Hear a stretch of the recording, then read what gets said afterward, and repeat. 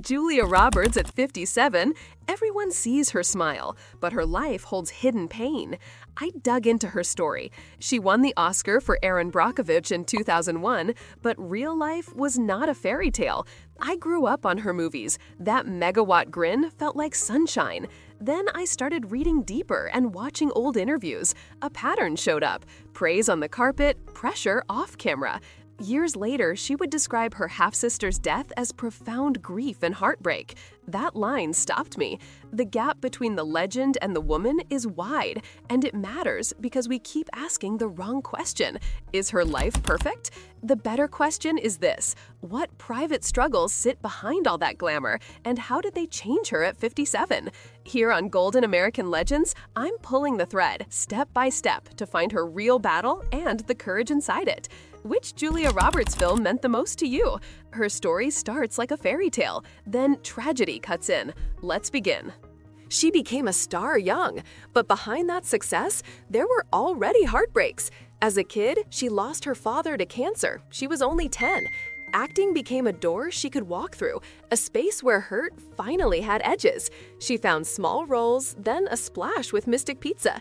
Speed to value, Pretty Woman in 1990 made her a star overnight. The world met a bright, funny heroine. Studio lights loved her. Magazine covers crowned her. Yet early loss does not melt under flashbulbs. It shapes how you breathe, how you smile, and when you go quiet. I imagine that's why her public charm often came with private guardrails. In photos, she floats. In life, she steadied herself. That's the part we don't see when the credits roll. Success arrived fast, but it brought a new kind of weight. The smile had to survive rooms it never asked to enter. Next, the fairy tale that made her, and the price of living inside it. Pretty Woman made her a legend. Audiences thought she'd live a fairy tale, but real life turned darker still. After that premiere, the machine roared. Interviews, photo calls, endless smiles. Speed to value, after Pretty Woman in 1990, her career took off, and the nickname America's Sweetheart stuck. On screen, she gave us hope and laughter. Off screen, she held firm boundaries. She did not trade in gossip. She kept the sweetest parts of life to herself. Later, she would admit that the attention can feel isolating. Of course it can. Imagine strangers thinking they know your heart because they've seen your grin. The myth is cozy. The person can feel alone inside it. That gap widened as roles got bigger. She kept chasing good work, but the fairy tale image kept tugging on her sleeve. It told her to be light. Life did not always agree. Then came the moment everyone dreams of, the night that crowns a career. The Oscar would change everything. Or would it? 2001, Julia won the Oscar. The world celebrated her victory. Yet private grief lingered on. That night, she thanked the people who steadied her. Speed to value, she clinched the Academy Award for Erin Brockovich in 2001. It looked like the final line of a fairy tale, but success cannot stitch every old tear. The pressure rose. Every room asked for charm. Every headline asked for perfection. Even joy can get heavy when the world thinks you never hurt. I've seen this pattern in so many legends. The higher the stage, the quieter the pain. Julia's story fits that truth. Her long-buried losses did not vanish, and in the years ahead, new loss would find her family and shake her center. The lights dim after the ceremony, the dress comes off, the phone rings with real life. Next is the part many fans never saw because the camera kept its distance. It is the hardest chapter to tell.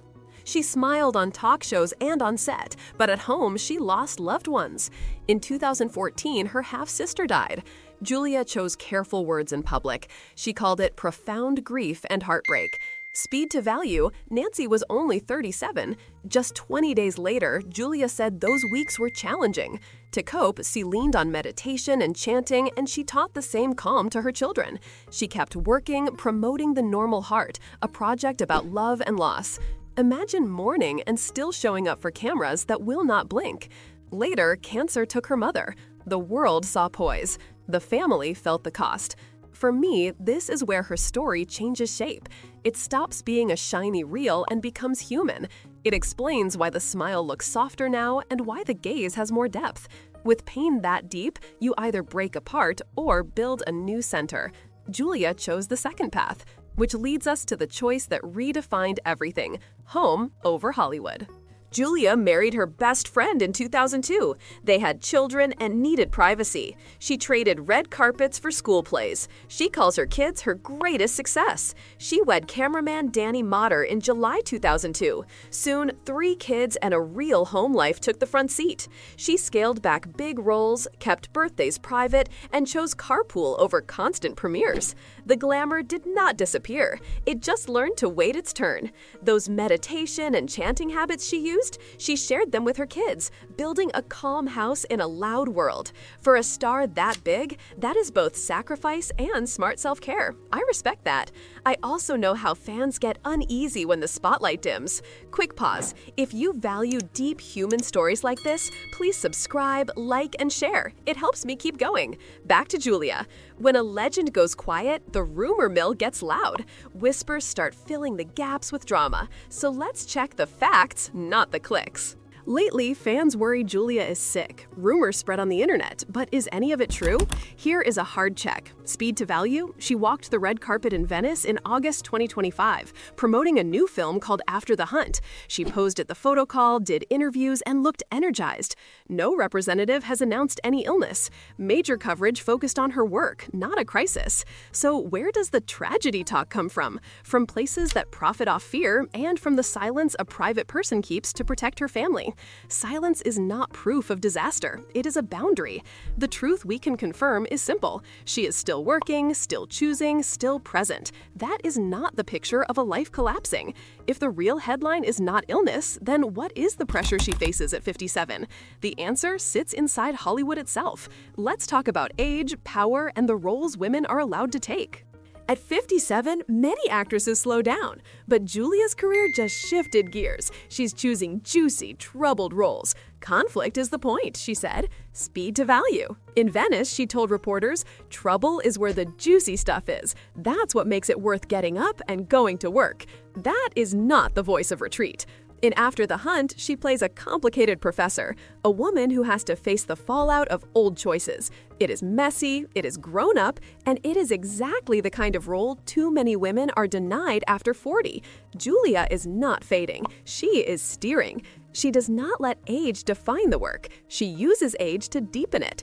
When I hear her talk about loving conflict on screen, I hear a woman who has walked through real conflict and come out with fire to spare.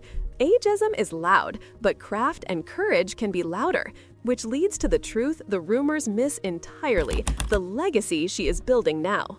Julia's life is complex. She faced losses none of us saw, yet she still inspires millions. She turned pain into art. Speed to value? In 2025, she showed it again. Rather than fade, she chose rich drama, stayed busy, and kept creating. Beyond sets and stages, she has used her platform for causes like HIV and AIDS awareness, children's programs, and education. That matters. It tells you where her compass points. At home, she gives her kids tools for calm and focus. Meditation, breath, perspective. The smile you see now is not a mask. It is a mark of survival. The myth says fairy tale. The woman says resilience. If there is a tragedy here, it is that the noise almost swallowed the truth about her strength. But it did not. We can see the whole picture now. The wins, the scars, the choices. And with that in mind, we can end with clarity. We've peeled back the curtain on Julia Roberts at 57. From Pretty Woman sparkle to an Oscar high, from private grief to a fierce embrace of complex roles, her life is not a fall. It is a climb. Rumors want tragedy. Reality shows resilience. If you're new here and want more stories reframed with care, please subscribe. Drop a like, share this with a friend, and say hello in the comments. Thanks for watching Golden American Legends. I'm Sarah, and I hope you'll stay for more. We have deep dives waiting for you, so keep watching the next video on the channel. Before you go, pick one: fame or privacy. What would you choose if you were in her shoes, and why?